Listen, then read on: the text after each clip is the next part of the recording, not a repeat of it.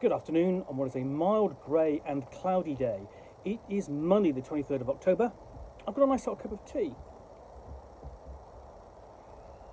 And I have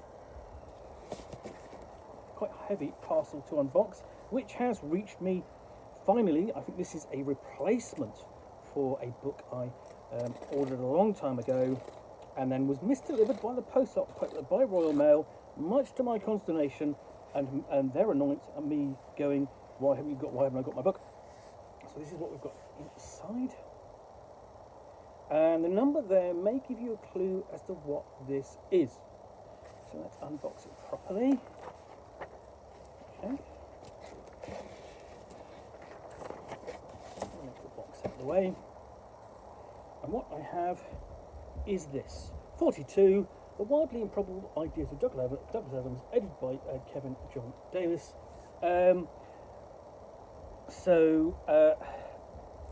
This, I'm just going to remove. This is actually, this is actually designed to be removed. So I'm going to do that and show you that to you. So I'll show you, and then show you the book proper. That's got the dust cover, which I think sort of does actually open up into a strange. I have never seen this before, but essentially what we have here is a poster of the late Douglas Adams. Basically, almost his photo, passport photo, pictures of him. You know, essentially a describe him as author, dramatist, playwright of sorts, and conservation campaigner, who obviously, with the idea of 42, is best known for his creation of The Hitchhiker's Guide to the Galaxy, which was a big influence on me when I first heard it and heard parts of it, and then read the book when I was 12. I think it was an amazing book, and I still like it very much. So,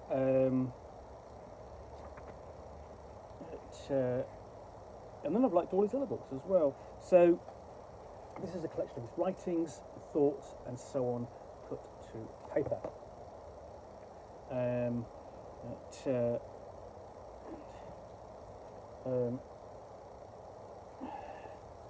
List of the contents. Interesting thing is that I used to use the chop every day to school in the village where he once lived. So anyway, we have here a foreword by Stephen Fry, whose connection to Douglas Adams is obviously that he was the voice of the book from the film version of Hitchhiker's Guide to the Galaxy, which was about the best version of the film you're going to get, the best version of the film you'll get, because Hitchhiker's Guide is such a long, sprawling story that it really can't be contained within a film successfully. So we have introduction and multiple photographs from Douglas and his friends. So here we have what Douglas's school years, and nicely, I do like that very much, is up there in the corner there, just in case you need a translation, is a Babel fish. One of the most truly remarkable, most wildly improbable things in the known universe. So part of the memories, we've got school reports and photographs. You could easily dig those out of anybody, I suppose. But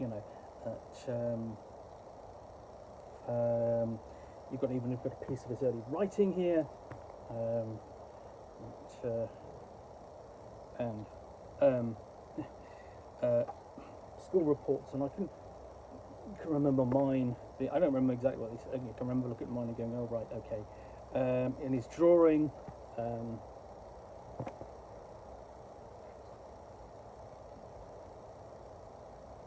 and even his humour, book reviews there. So Hamlet, feeling depressed, need this account of life before for youth fight, and think how lucky. Read this account of life before youth fight, and then think how lucky you are. Oliver Twist. Unsuitable for those with a social conscience in a starving world. Gluten makes good. Treasure Island. Saturday night booze up ends in tears. Cripple gets what cripples deserve. Island of money smack with a tax avoidance scheme. So yeah, you can see flashes of the wit already there. Poetry. I've only read haikus, so you want to see those. And so on. So you've got a lot of his early writing, and then memories of Douglas as well. This is from Margot Buchanan, and then Life at Cambridge and Academia, and again lots and lots of his writing. So a lot of it, of course, essentially has just been, put in boxes over the years and just pulled out of storage and collated here, with photographs collected from friends and family as well.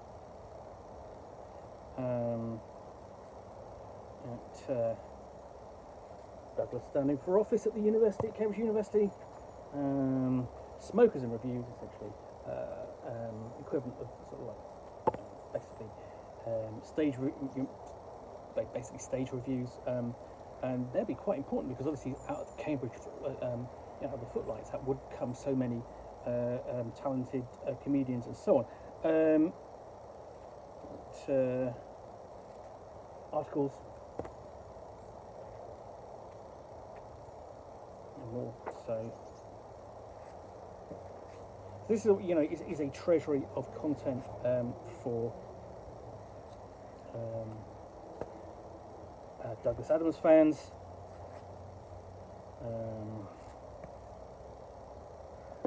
Much of this material it's unlikely that they will have seen, and then collaborations. So actually going back to work on footlights, with a review. More of that content.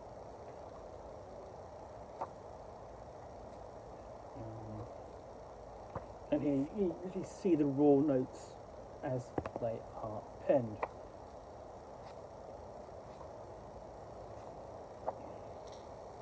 And then we even have a piece here, a liar's autobiography, co-written with Graham Chapman of the Python team, and just saying that he worked with so many different people over the time, collaborated before sort of striking out on his own,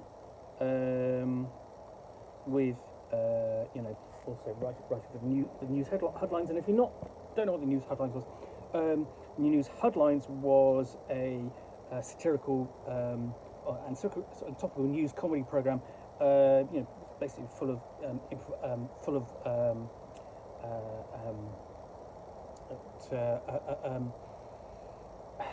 basically topical jokes and so on, and impersonations and that sort of thing, starring mostly Roy Hudd, who was a comedian and performer who was very well known for sort of like his fascination with musical and the history of the stage. So you're right for that. And then we have on 42 where we have the beginning of the flashes of the Hitchhiker's Guide.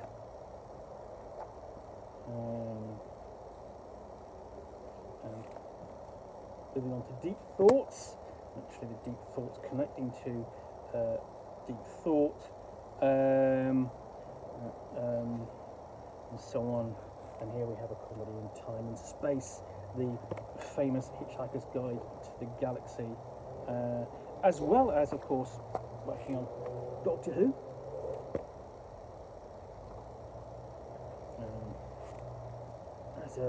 As a script editor, so early ideas for it. Scoping the Pirate Planet, one of the few stories that he wrote.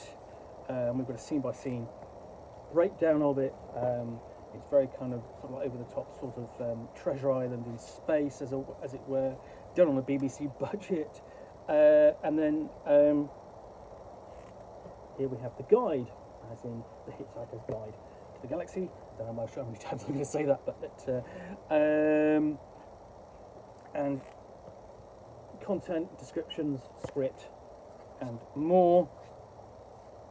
And just fascinating to look at this everywhere. And then we have Wednesday radio listings for basically January 1980. For actually 8th of March 1978 for Hitchhiker's Guide, going out, I think, 10:30 at night. And there we have, that's really important to me. That, I mean, to see that, I wouldn't have necessarily seen that in Radio Times. We would have had Radio Times in the house, but I would have listened to that. I know I listened to that because that was really my first exposure. I didn't hear the first series first time around, but I had a little radio since parents given, and I've been listening, of course, to Radio 1. Now you move around and listen to different channels at night because I just didn't want to go to sleep and I couldn't read, so I would listen. And I discovered this. I went, what is this? This is really weird. I didn't know what was going on, and it was fantastic. And there's so much in here now that you look at the list listening for this basically this one day's broadcasting on Radio 4, which is the UK's premier speech broadcasting service, that I continue to listen to today, that you recognise from my memory in the past. So many things that are still there, so many things that are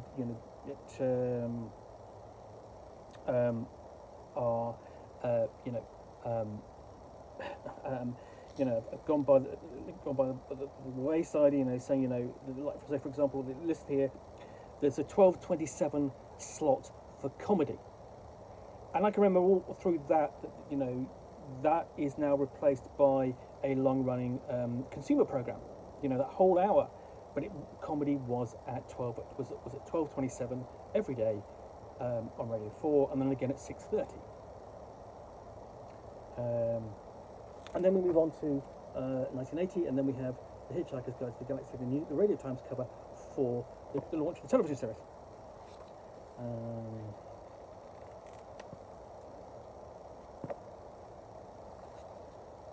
And then we go on to the novels.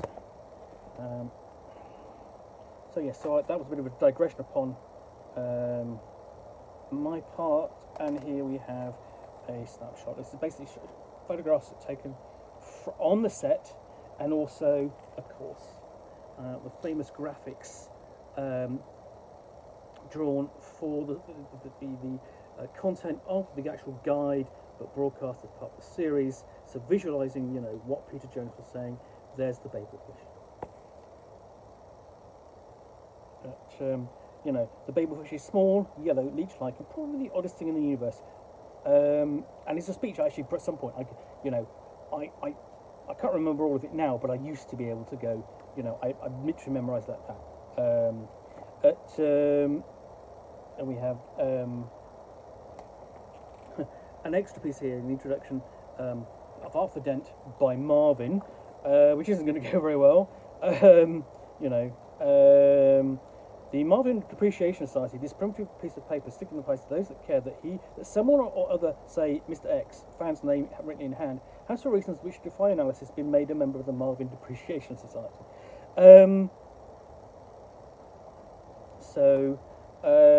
We have here more memories of Douglas, and this is from Dirk Maggs, who is best known for his audio dramatizations. He's done everything. He's done Superman. He's done lots of different things.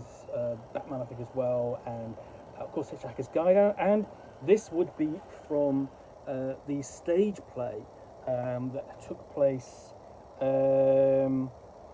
probably a decade or so ago now, and it was actually brilliant, really great, really enjoyed it. I mean, the whole story is so familiar to me, but to actually see it, basically portrayed on stage was such fun, and it was sort of like turning up, and a lot of my friends were there because we were all gamers and knew that kind of stuff.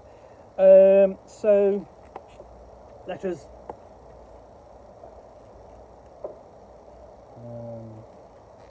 Including first fan letter. never thought I would. I never did write to him, but you know, you could have done. And then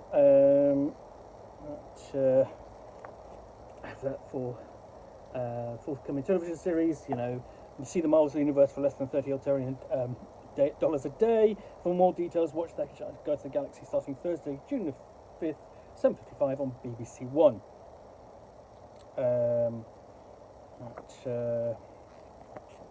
And so here we're going to move on to exploring the fame that arose because of his books and the series,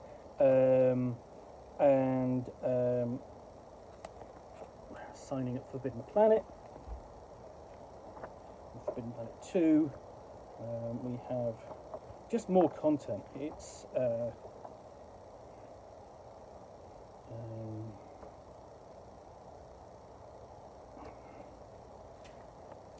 and then later invitations to collaborate. Yeah, Meaning of Life, which was so essentially it's kind of like The Meaning of Life was a book of alternative definitions of towns and cities in the United Kingdom, you know, and what they might mean. So I actually come from, or I grew up in, a boring Radio 4 talk show. So you've got just a whole section on possible collaborations that some which came to fruition, some didn't. And then his love of computers. We move on to his second sort of like fictional creation Dirk Gently, Holistic Detective, which has been adapted for audio and also for television twice.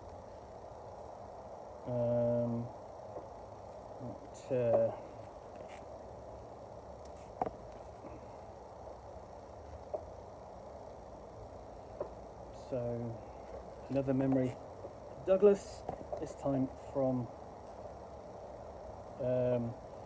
Avron, Ethan, David. Last chances to see his first ecological book about, you know, the missing or soon to be species that are in danger of going extinct.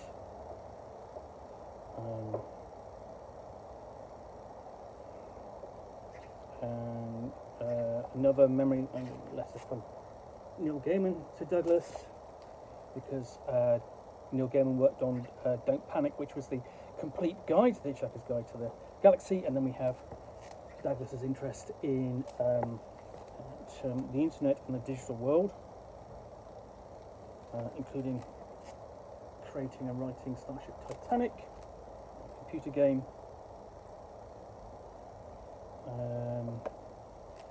collaborating with Dave Gilmour of Pink Floyd, and then we have an afterword by the author, or basically editor of the book, John Davies, including, you know, himself in his own towel and dressing gown, and actually working with him back on the set of, you know, meeting Douglas and Kevin Don Davis on the set of Hitchhiker's Guide. So, acknowledgements, note on the editor, permissions and credits, and then a list of all the backers, which I will be in there somewhere.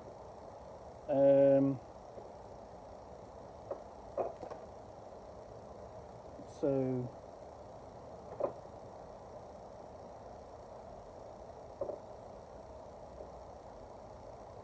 yep, I'm in there.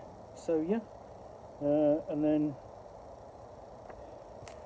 ending with the character of Douglas and his time in Footlights.